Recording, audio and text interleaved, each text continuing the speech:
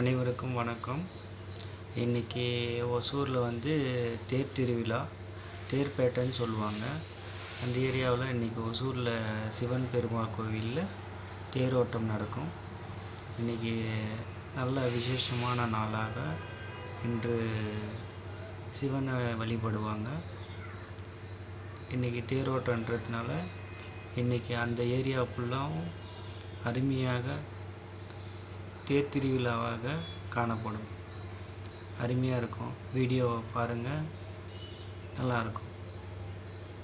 பின்னாடி இருக்கார்ல, அவருடைய ஆலயம் இதுதான், சிவன் ஆலயம். சிவசிவா, ஓம் நமச்சிவாய, அவருடைய ஆலயம்.